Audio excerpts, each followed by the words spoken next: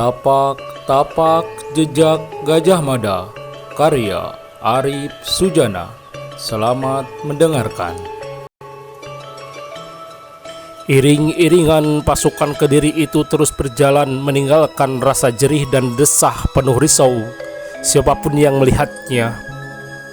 Berharap iring-iringan itu tidak berhenti dan terus menjauh dari pedukuhan mereka. Sementara itu, sang matahari sudah mulai turun rebah bergeser dari puncaknya ketika iring-iringan itu memasuki sebuah bulakan panjang. Terlihat wajah para prajurit Kediri sebagian sudah begitu lelah berjalan berharap ada sebuah perintah untuk beristirahat setelah setengah hari harus berjalan tanpa berhenti. Berhenti! Terdengar seorang prajurit penghubung berteriak dari atas kudanya sambil membawa rontek terus berlari sampai ke ujung rombongan terakhir iring-iringan pasukan Kediri itu. Terlihat iring-iringan itu telah berhenti. Beberapa prajurit Kediri sudah langsung mendekati pohon rindang untuk dapat berteduh dan sekadar meluruskan kaki mereka yang sudah penat berjalan. Maka dalam sekejap bulakan jalan panjang itu sudah dipenuhi para prajurit Kediri yang terpencar di beberapa tempat sekadar menikmati rangsum makan siang mereka dan beristirahat secukupnya untuk bersiap kembali melanjutkan perjalanan mereka.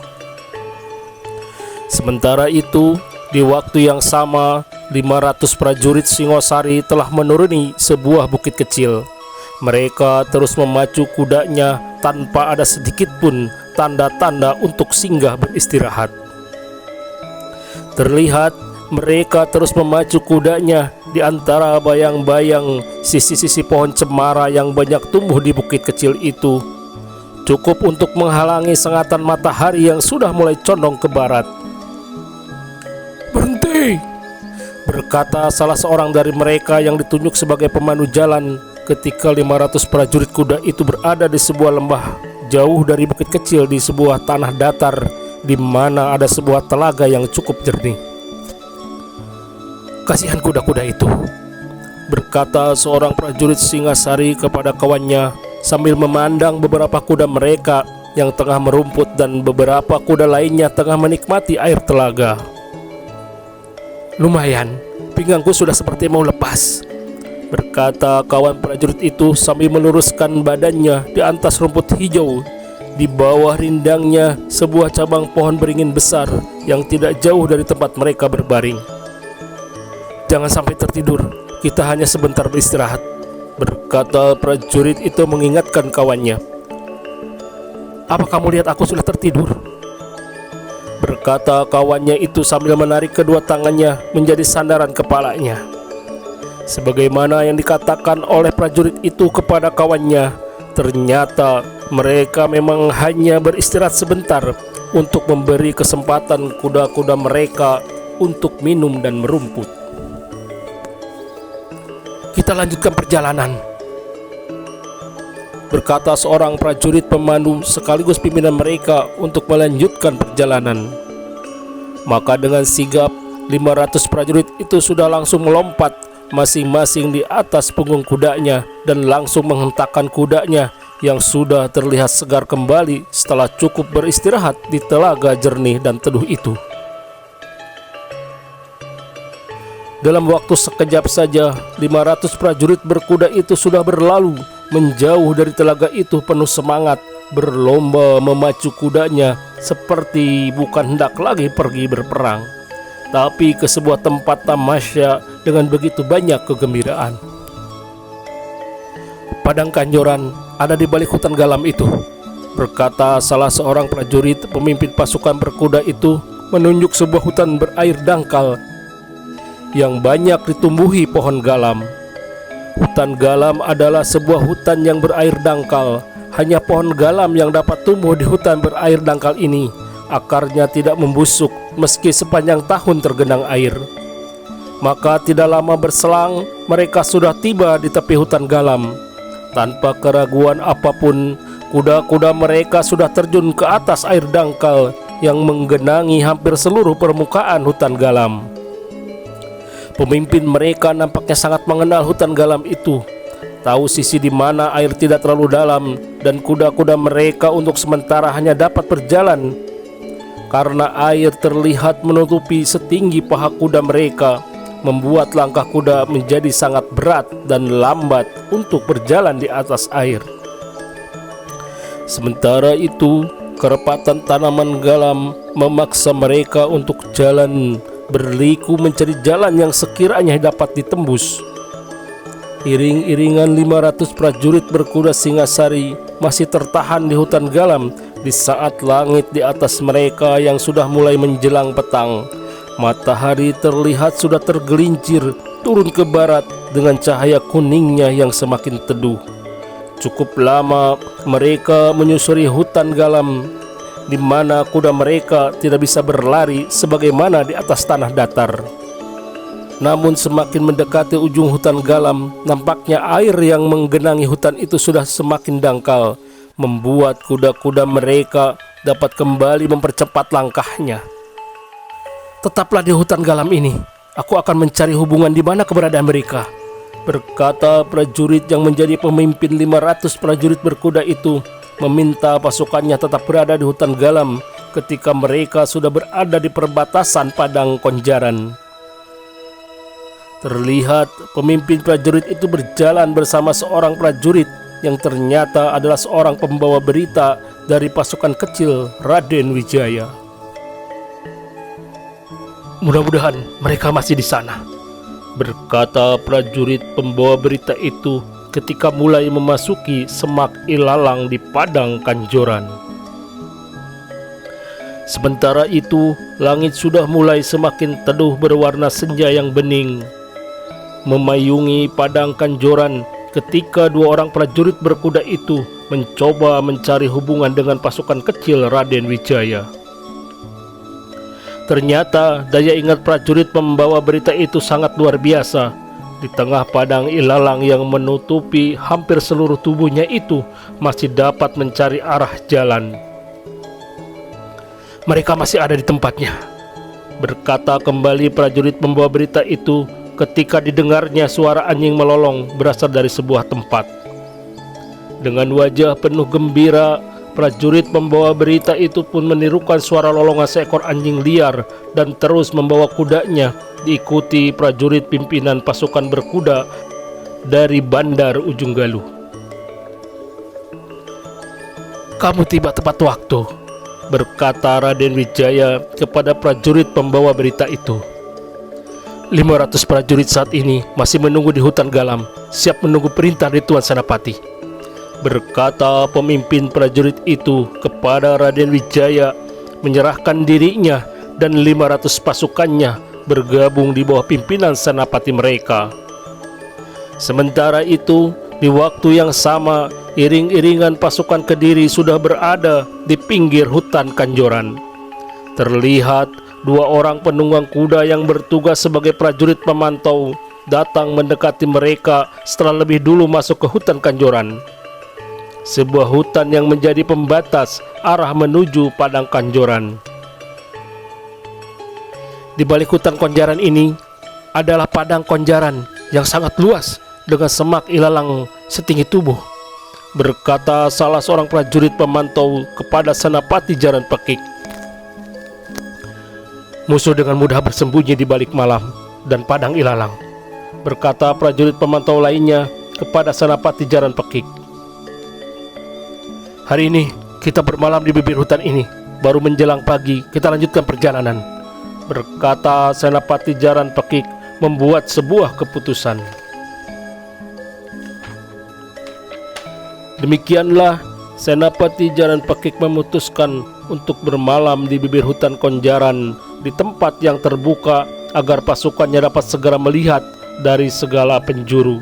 Bila mana musuh tiba-tiba saja datang menyergap mereka, maka di ujung senja di bibir hutan Konjaran, pasukan Kediri itu telah membangun gubuk-gubuk darurat dari kayu, ranting dan daun kering yang banyak mereka temui di sekitar hutan itu sekedar menghindari angin dingin malam. Akhirnya sang malam perlahan datang menyelimuti lengkung langit di atas bibir hutan Konjaran. Terlihat beberapa prajurit berkelompok di beberapa tempat menyalakan api unggun, mengisi malam yang dingin sambil berbincang hal-hal yang menyenangkan, mencoba melupakan sisa perjalanan mereka esok hari. Mereka bermalam di bibir hutan Konjaran, berkata seorang prajurit pemantau kepada Raden Wijaya. Artinya, ada kesempatan yang cukup untuk para prajurit kita yang baru datang dari Bandar Ujung Galuh untuk beristirahat, berkata Raden Wijaya kepada prajurit pemantau itu, sekaligus memerintahkan semua pasukannya untuk beristirahat di malam itu. Tidak seperti pasukan Kediri di bibir hutan Konjaran, pasukan Raden Wijaya tidak ada satupun yang berani membuat api unggun, juga membuat gubuk-gubuk darurat untuk melindungi mereka dari dinginnya embun malam. Mereka hanya berbaring beralaskan tanah kering di bawah lengkung langit malam. Tapi ternyata kerimbunan Semak Ilalang adalah tempat yang paling hangat di malam hari. Mungkin itulah sebabnya banyak burung yang bermalam di sekitar Semak Ilalang yang hangat. Burung kecil itu merasa kakiku sebagai induk semangnya, berkata seorang prajurit Singasari dalam hati sambil tersenyum yang melihat seekor burung kecil menyusup rapat di ujung kakinya.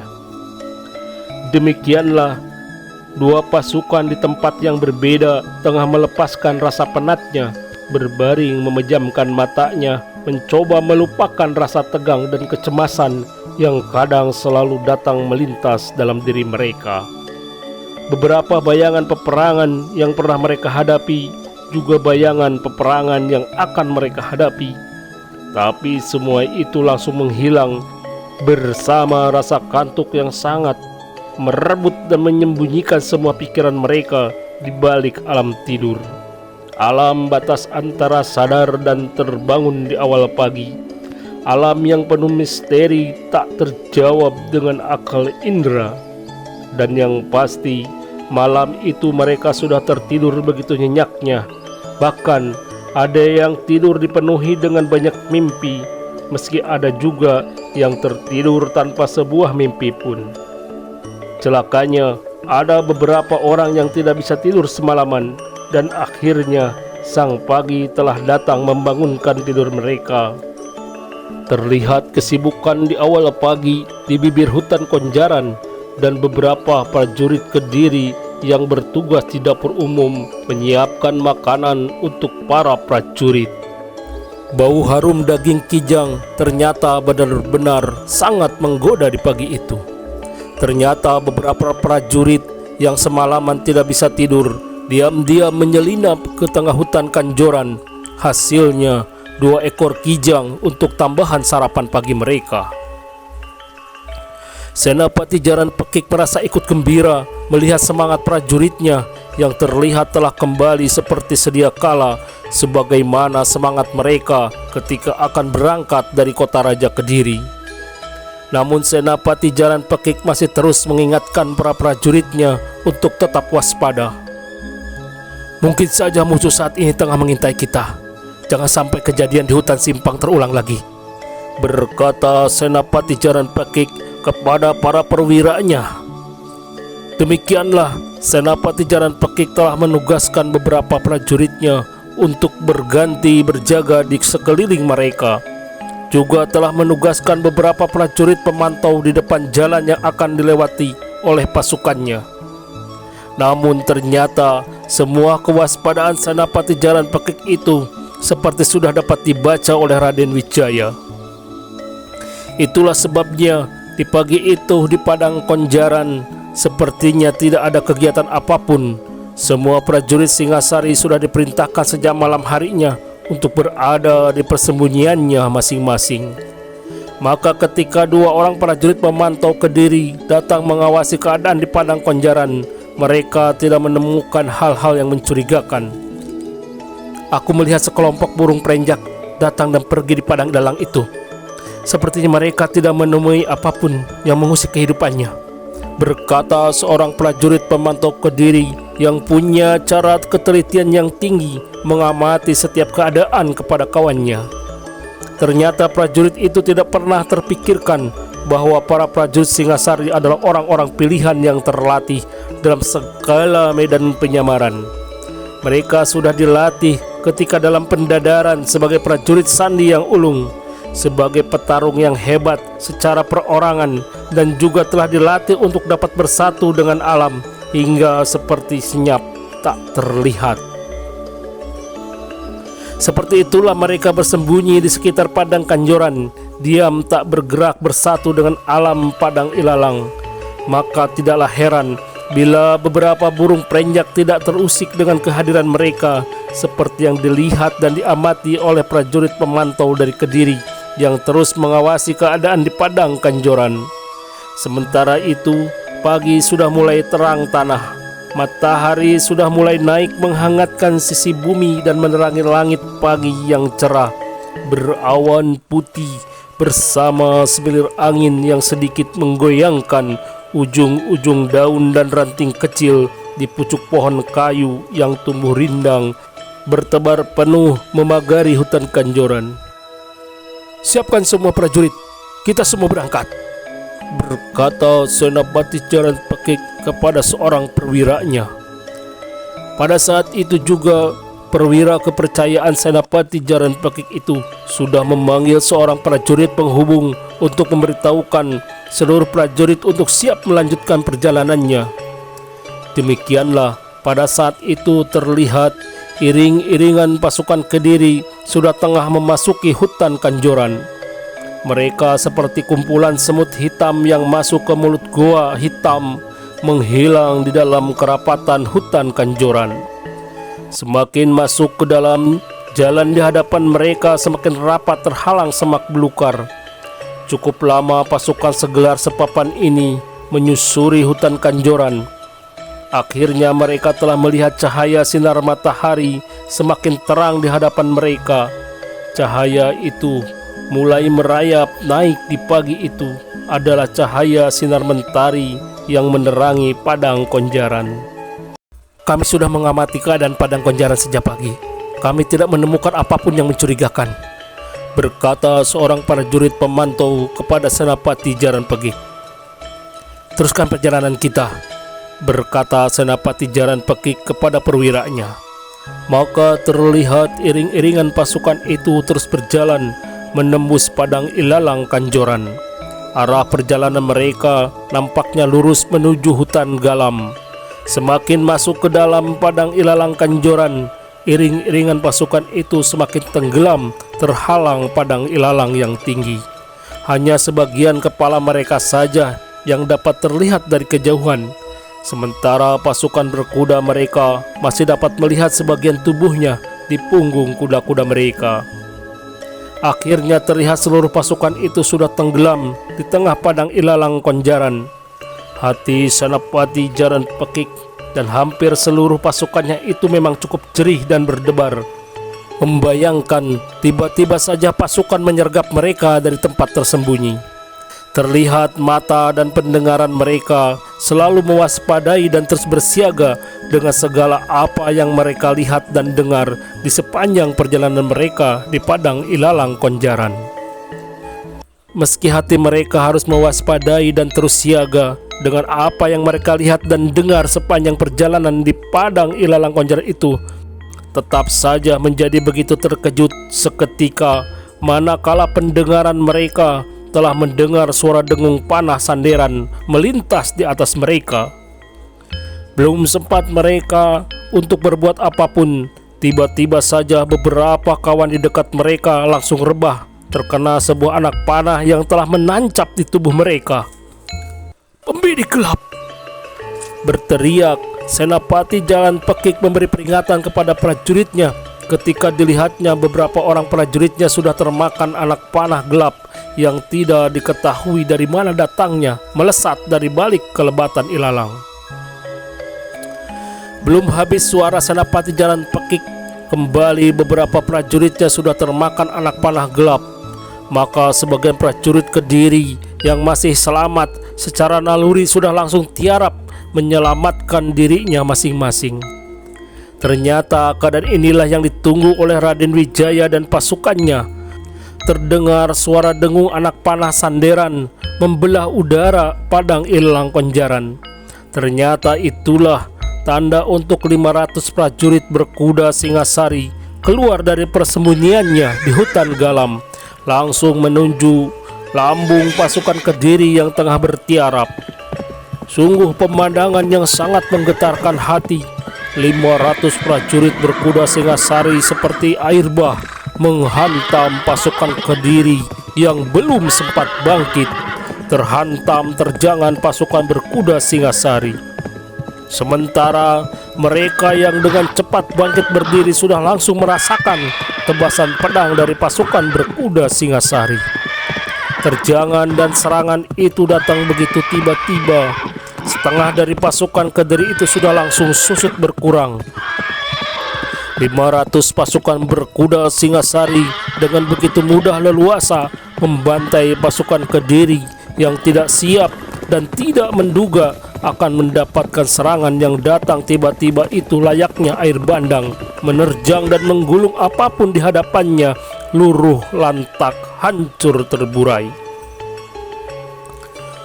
"Hadang mereka!"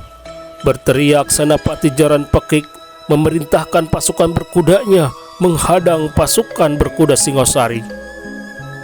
Terlihat pasukan berkuda Kediri yang berada di depan pasukannya telah berbalik arah ke belakang mencoba membantu kawan-kawan mereka yang tersisa dan masih selamat mempertahankan dirinya dari serangan prajurit berkuda Singasari. Setelah sebuah kejutan baru tiba-tiba saja datang. Entah dari mana, tiba-tiba saja muncul sekitar 100 prajurit berkuda dari sisi kanan menusuk pasukan berkuda Kediri yang tengah berlari membantu kawan-kawan mereka dari pembantaian 500 pasukan berkuda Singasari. Ternyata sekitar 100 orang berkuda itu adalah para pembidik panah gelap yang bersembunyi, yang telah mengikat 2 pasang kaki kuda mereka agar tetap terbaring, tidak terlihat terhalang lebat dan tingginya padang Ilalang Konjaran. Dengan cepatnya mereka membuka ikatan kaki kuda mereka dan langsung segera berdiri, dan dengan sekali hentakan kuda-kuda itu sudah berlari menerjang 300 prajurit berkuda Kediri tepat di tengah mereka. Para prajurit berkuda Kediri tidak menyangka mendapat serangan mendadak dari arah samping kiri kanan mereka. Akibatnya beberapa orang prajurit berkuda Kediri itu sudah langsung terjungkal dan terlempar dari kudanya dengan tubuh terluka parah, terkena tebasan senjata tajam para pasukan berkuda Singasari yang sudah langsung dapat menguasai medan pertempuran. Dalam waktu singkat, jumlah pasukan Kediri itu sudah kembali susut tajam berkurang menghadapi para prajurit Singasari yang memang sangat berani dan mempunyai banyak pengalaman bertempur di skala medan. "Kada licik!" berteriak memekik geram Senapati Jaran Pekik yang melihat semua serangan-serangan yang datang mendadak. Silih berganti menyurutkan jumlah pasukannya dan sudah berniat menghentakkan kudanya membantu prajuritnya. Namun Senapati Jaran Pekik tidak jadi menghentakkan perut kudanya ketika seorang penunggang kuda mendatanginya. Terlihat penunggang kuda itu tersenyum memandangnya. "Sebentar lagi pasukanmu akan tergulung," berkata penunggang kuda itu setelah dekat dengan Senapati Jaran Pekik. "Ternyata tidak susah bertemu dengan seorang senapati pecundang dari Tumapel," berkata Senapati Jaran Pekik yang telah mengenal penunggang kuda di hadapannya itu sebagai Senapati Raden Wijaya, di mana dirinya dulu pernah bertugas di Istana Singosari sebagai prajurit kaki tangan dari kelompok Raja Jaya Katuang. "Ternyata aku juga tidak perlu mendatangi kota Raja Kediri hanya untuk mencari seorang pengkhianat," balas menjawab Raden Wijaya yang juga telah mengenal Senapati Jaran Pekik sebagai salah seorang prajurit yang bertugas sangat lama di Istana Singasari. "Aku hanya tidak menyangka seorang bangsawan telah melakukan sebuah kelicikan dalam peperangan, membantai pasukanku di hutan Simpang, juga dengan licik menyergap pasukanku di padang ilalang Konjaran ini," berkata Senapati Jaran Pekik sambil memicingkan matanya memandang Raden Wijaya dengan perasaan penuh kebencian. "Kalianlah yang mengajarkan kepadaku untuk melakukan hal yang sama, berbuat yang sama sebagaimana kalian memperdayakan kami di padang Kalimait, memindahkan secara diam-diam pasukan besar kalian untuk melumpuhkan kota Raja Singasari yang kosong tanpa prajurit," berkata Raden Wijaya sambil tersenyum pahit. "Hari ini aku ingin memberi pengajaran kepadamu. Sudah lama aku menyaksikan pangkat dan kehormatanmu sebagai seorang senapati," berkata Senapati Jaran Pekik yang sudah turun dari kudanya menantang Raden Wijaya. Terlihat Raden Wijaya langsung ikut turun dari kudanya. "Mungkin aku sudah mengampuni seorang musuh, tapi tidak untuk seorang pengkhianat," berkata Raden Wijaya yang sudah berhadapan dengan Senapati Jaran Pekik. "Aku akan membawa kepalamu ke kota Raja Kediri sebagai oleh-oleh perjalanan ini," berkata Senapati Jaran Pekik sambil mencabut pedang dari sarungnya. "Kamu tidak akan sempat kembali ke kota Raja Kediri," berkata Raden Wijaya yang ikut mencabut pedangnya sekedar menunjukkan dirinya siap melayaninya. "Awas, batang lehermu," berkata Senapati Jaran Pekik yang sudah langsung menyerang Raden Wijaya dengan mengayunkan pedangnya ke arah batang leher Raden Wijaya. Dua pedang beradu ketika Raden Wijaya dengan sedikit merunduk dan mengayunkan pedangnya ke arah laju ayunan pedang Senapati Jaran Pekik. Bukan main kagetnya Senapati Jaran Pekik merasakan sedikit tangannya kesemutan ketika pedang Raden Wijaya menyentuh pedangnya. Terlihat Raden Wijaya sedikit tersenyum, tidak langsung balas menyerang, hanya menanti serangan berikutnya dari Senapati Jaran Pekik. Dari gebrakan pertama itu, Raden Wijaya sudah dapat mengukur tingkat kemampuan lawannya itu. Dengan hati gusar, kembali Senapati Jaran Pekik melakukan serangan kembali, kali ini dengan menusukkan pedangnya ke arah dada Raden Wijaya. Kali ini Raden Wijaya tidak menangkis serangan Senapati Jaran Pekik, hanya sedikit memiringkan badannya dan balas menyerang Senapati Jaran Pekik. Dengan mengayunkan pedangnya tegak lurus ke arah pundak Senapati Jaran Pekik dengan kecepatan dan kekuatan yang tidak sepenuhnya sekadar menampakkan bahwa dirinya adalah lawan tanding yang sejajar. Tapi tetap saja Senapati Jaran Pekik merasakan serangan itu cukup berbahaya dengan langsung mundur selangkah dan kembali melakukan serangannya. Demikianlah Raden Wijaya masih terus melayani permainan pedang Senapati Jaran Pekik yang masih terus menyadari bahwa sebenarnya Raden Wijaya dapat dengan mudah dapat menundukkannya. Bahkan dalam hati Senapati Jaran Pekik sudah ada anggapan bahwa dirinya ternyata sejajar dengan tingkat kemampuan Raden Wijaya, di mana dalam beberapa serangan Raden Wijaya berpura-pura sangat sibuk dan kewalahan. Semakin yakinlah Senapati Jaran Pekik akan dapat mengalahkan Raden Wijaya. Ketika melayani permainan ilmu pedang Senapati Jaran Pekik, mata Raden Wijaya kadang tidak lepas memperhatikan jalannya pertempuran para prajuritnya yang dilihat sudah menguasai medan pertempuran, di mana semakin lama pasukan Kediri semakin surut berkurang. Sebagaimana yang dilihat oleh Raden Wijaya, pasukannya memang sudah hampir menguasai medan pertempuran, di mana pasukan Kediri telah semakin surut, terutama ketika berhadapan dengan seorang yang bersenjata cambuk yang tidak lain adalah Senapati, pemimpin tertinggi prajurit di Balidewitpa, yaitu Mahesa Amping, yang mempunyai tataran tingkat ilmu yang sudah begitu sangat tinggi dan sempurna. Terlihat setiap kali Senapati Mahesa Amping melepaskan cambuknya, pasti akan jatuh korban seorang prajurit yang terlempar jatuh terbaring tidak mampu bangkit lagi, merasakan tulang pahanya remuk atau tulang iganya patah-patah. Ternyata Mahesa Amping berusaha hanya untuk melumpuhkan mereka dan tidak bermaksud mengambil nyawanya.